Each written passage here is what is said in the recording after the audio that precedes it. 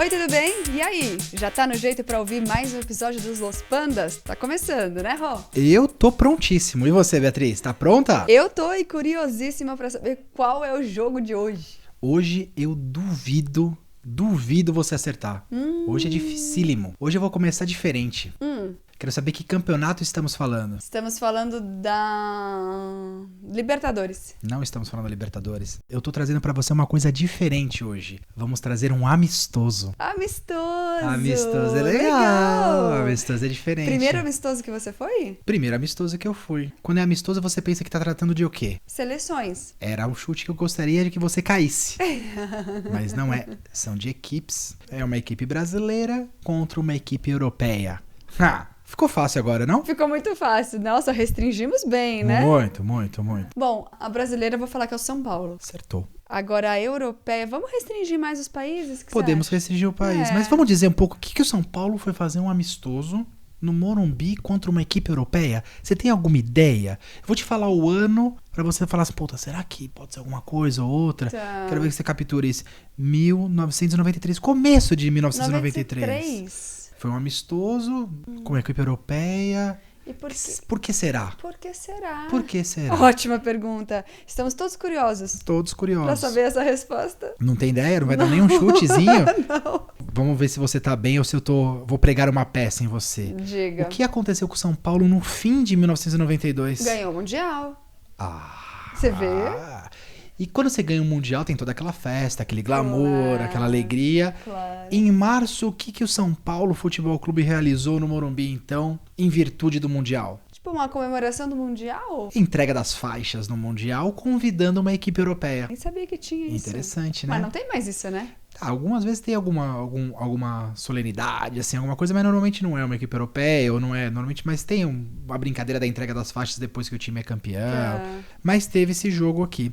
Mas agora, antes de entrar nesse detalhe, que começa a ser importante, qual equipe? É da Espanha. É uma equipe do segundo escalão da Espanha, vamos dizer assim. Atlético de Madrid não é segundo escalão. Não, mas não é o Atlético de Madrid. Mas podia ser, vai. Podia ser o Atlético de Madrid. Na época também. Na época, podia. Tô falando da época. Não é.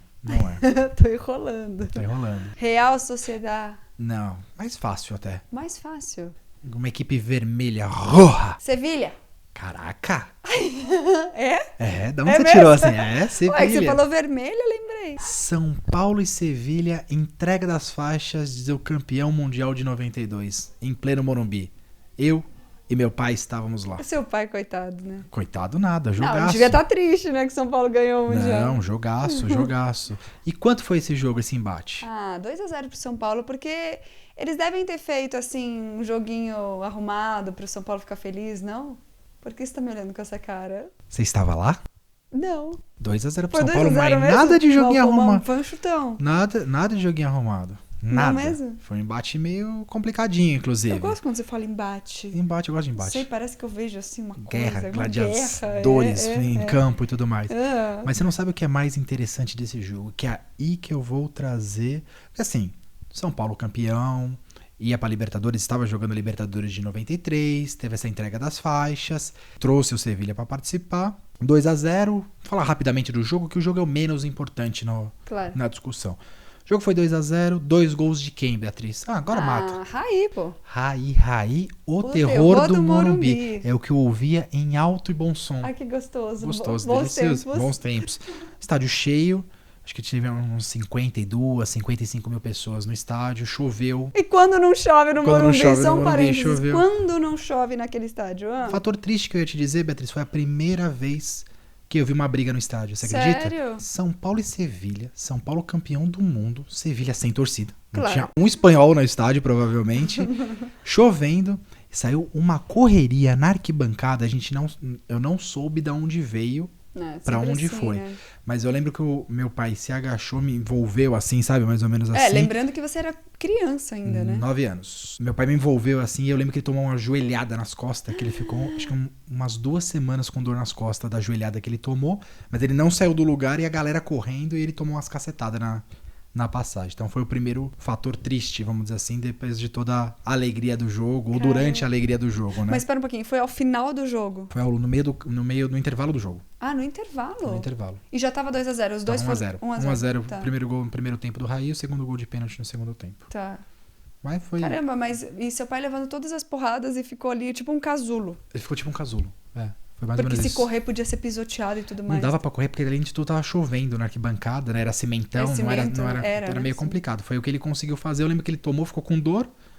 Meu pai também apanhava bastante no futebol, então acho que tava acostumado. Tava acostumado também. Mas o que é mais legal do jogo, que é por isso que eu trouxe ele aqui?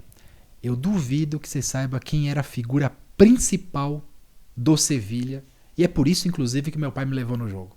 Ah, você tá de sacanagem. Sacanagem, é isso. Eu gosto de brincar, eu gosto da confusão, eu gosto do dinamismo, eu gosto de pregar peça, Beatriz. Desde pequenininha eu gosto de pregar peças. Isso é verdade. Então, quem era o ícone, olha a palavra. Ícone, camisa 10 do Sevilha, que fez eu ir ao estádio com o meu papito. Não, você pode começar a dar dicas aí, já sabemos toda essa parte. Eu não ia. 93? Algumas pessoas que estão me ouvindo, eu tenho certeza que já sabem quem é esse ícone. Provavelmente. Vai? 93, não tem nada a ver com o Sevilha, não tem nada a ver com o país, mas era um camisa 10 histórico. Eu tenho medo de falar qualquer coisa. Fala qualquer coisa, histórico. Não, então, eu tenho medo de falar. Tenho medo de falar isso é uma besteira. É isso que eu quero, é isso que o público quer, é isso que a gente tá É que você falou torcendo pra isso. Camisa 10. Histórico, não tem nada a ver com a Espanha. Pensei no Maradona. Caraca, você tá on fire hoje, eu tô on hein? fire, é mesmo? Diego Armando Maradona. Mentira, em loco. outro chutaço. Eu não tenho ideia. Eu nem sabia que ele tinha passado pelo Diego Armando Maradona. Eu tive a oportunidade de ver no estádio do Morumbi. Que legal. Ele desfilar no gramado. Gordinho. Já tava gordinho, 93.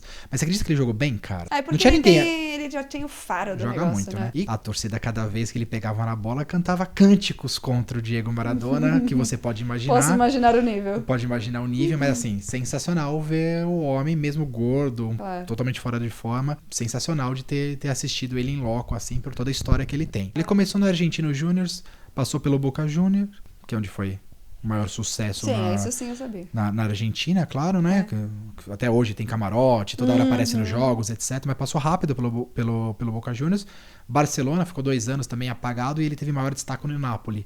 Ficou várias temporadas no Napoli e fez o time até subir de escala e ganhar 2 campeonatos italianos com o Maradona lá. Aí depois do Napoli teve os problemas de droga e mais acentuados, foi suspenso, etc. E do Napoli ele saiu pro Sevilha. Ficou 2 anos no Sevilha, foi a última passagem na Europa que ele teve, depois ele voltou pro New Old Boys e encerrou no Boca Juniors. Pra você ter uma ideia, o Maradona tem mais ou menos, sabe quantos gols? Toda a carreira que ele teve? Dá uma bica. 700. Menos. 500. Em torno de 500. Uns 440 gols por clubes, mais uns 50 gols pela seleção. Bastante. E falando em seleção, aí que é importante. Maradona ganhou praticamente sozinho, né? Ou foi um destaque importante na Copa de... 80 e... Que foi a que o Brasil perdeu coisa. Não, que todo mundo reclamou. 86. 86. Ah, não, pera, falei errado. Não, falou certo. Você errou o Brasil, mas você falou certo a Copa. Eu falei errado do Brasil. Eu queria falar 86 do começo, porque eles foram campeões. 86 foi campeão. 86, era isso que eu queria falar, juro. Perfeito. Foram campeões no México em 86. Sim. E aí ele teve o apogeu, na verdade, né? Foi o grande destaque da Copa e da seleção, tendo aquele jogo épico. Qual foi o jogo épico? Você lembra contra a Inglaterra? La Mano de Deus. Ah, sim. Ganhou a Copa de 86, quartas de finais contra a Inglaterra. Ele fez o primeiro gol, que foi a La Mano de Deus. Ninguém viu. Apesar que teve uma confusão na hora que saiu o gol. E na declaração, teve toda a questão da guerra, das Malvinas. E depois ele falou que se houve mão na bola, foi a mão de Deus. E aí ficou ícone como a La Mano de Deus.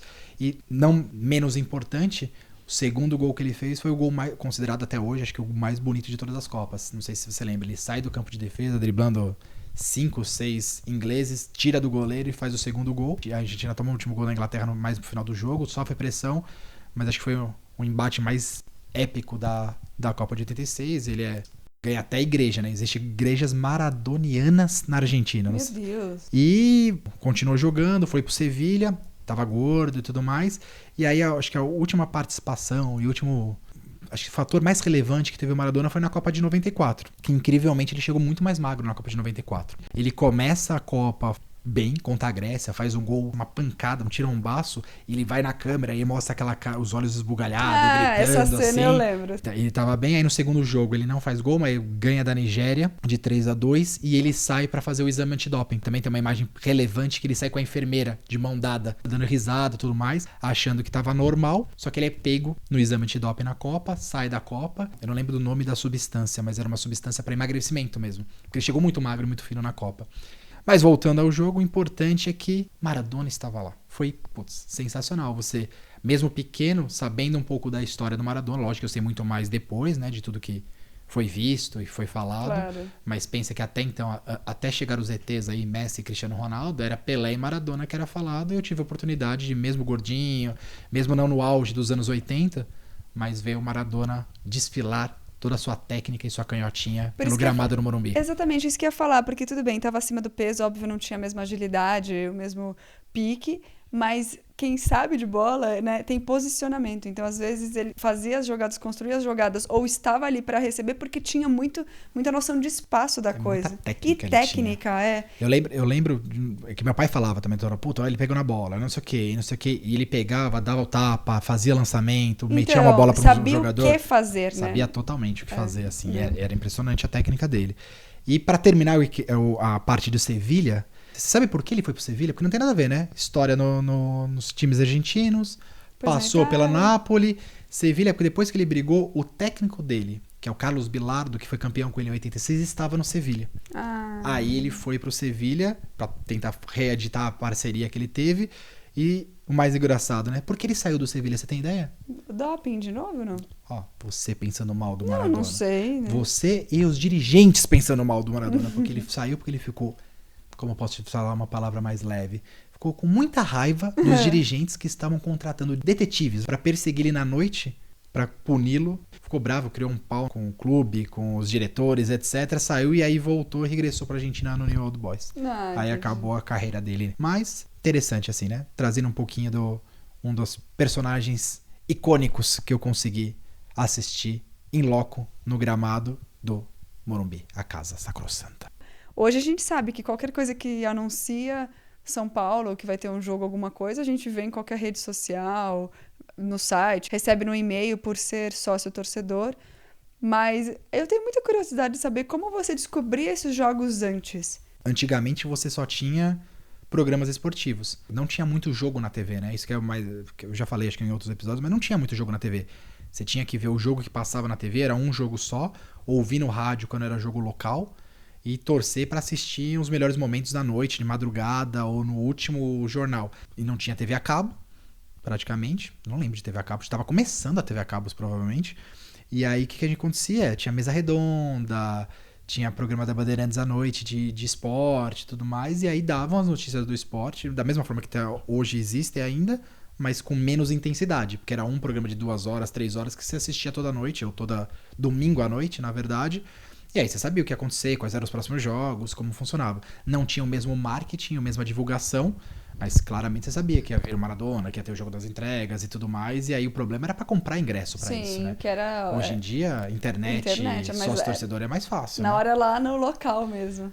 Pra você que tá aí ouvindo a gente até agora, seguinte, dia do jogo, pro pessoal saber se tava lá no Morumbi também. 27/3/93, estádio do Morumbi à tarde, São Paulo 2, Raí, Sevilha 0, com Maradona. Se você tiver presenciado esse jogo tão especial, conte pra gente no @lospandasbrasil, tanto no Facebook como no Instagram.